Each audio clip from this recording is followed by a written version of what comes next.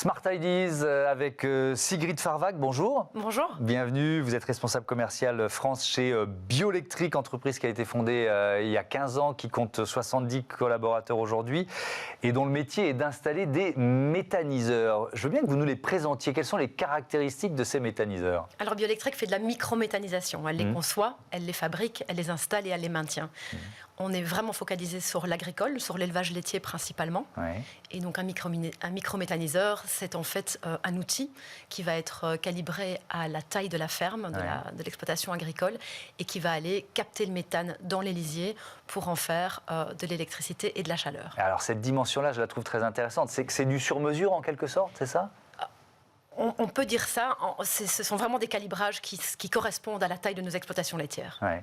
Uniquement des exploitations laitières, quasiment que Pas des uniquement, exploitations? mais c'est notre marché principal. Et quels avantages pour les éleveurs? Pourquoi un éleveur va aller installer un microméthaniseur? Alors, il y a plusieurs avantages. Le premier, c'est l'indépendance énergétique. Ça veut dire qu'il va être en totale autonomie par rapport à son autoconsommation d'électricité.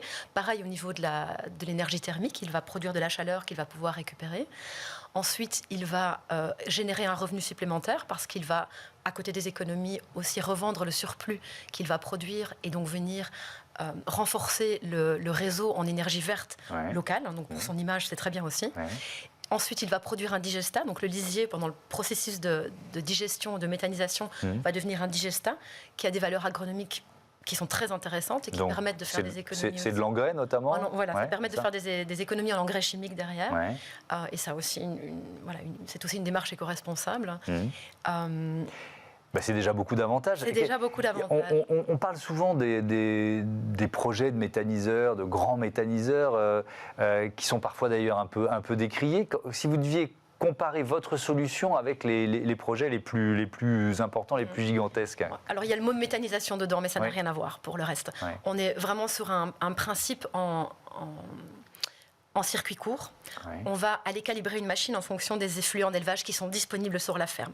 Donc on ne va rien faire venir de l'extérieur, il n'y aura pas de culture de maïs ou quoi que ce soit pour faire fonctionner la machine. C'est vraiment un outil supplémentaire sur la ferme et à la taille de la ferme. On ne va pas générer de trafic routier, on ne va pas générer d'odeur parce qu'on va stocker des intrants.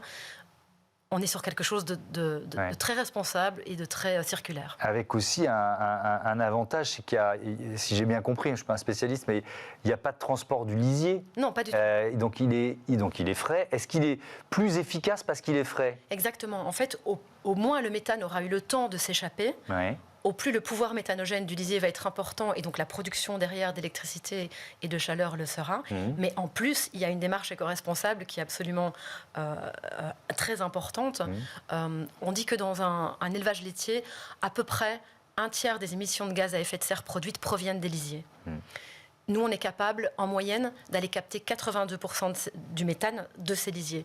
Donc, un agriculteur qui s'engage dans une telle démarche a une démarche éco-responsable extrême qui doit vraiment être soutenue. Vous avez signé, il y a un peu moins de 2 ans, un partenariat avec Sodial, qui est la première coopérative laitière française. Qu'est-ce que ça représente pour vous? Quelles ambitions, quels objectifs avec ce partenariat? Alors, en moins de 5 ans, on est censé sortir une centaine d'installations bioélectriques avec Sodial chez leurs éleveurs laitiers. Ça, c'est l'objectif pour 2026. Et à ce jour, on vient de démarrer, ça a démarré l'année passée, on en a sorti une bonne dizaine. Donc ça veut dire que vous allez pouvoir tenir l'objectif. Ça vous fait changer d'échelle en quelque sorte? Non, pas vraiment, on est prêt. Vous êtes prêt à le faire. Je voudrais qu'on parle de rentabilité, parce que c'est un investissement évidemment pour les agriculteurs. En combien d'années ils peuvent rentabiliser cet investissement? On est en moyenne, dépendamment de la taille du microméthaniseur, on est entre 4 et 8 ans de retour sur investissement, ce qui en agricole est très correct. C'est court? Dans le milieu agricole, c'est tout à fait acceptable, absolument, oui. Et pourquoi ça ne se développe pas plus vite, puisqu'il y a autant d'avantages? Est-ce que c'était un manque de connaissances? Il y a des a priori de certains éleveurs? Comment vous expliquez ça? On est quand même sur un secteur d'activité qui est relativement en souffrance, économiquement parlant. Bien sûr.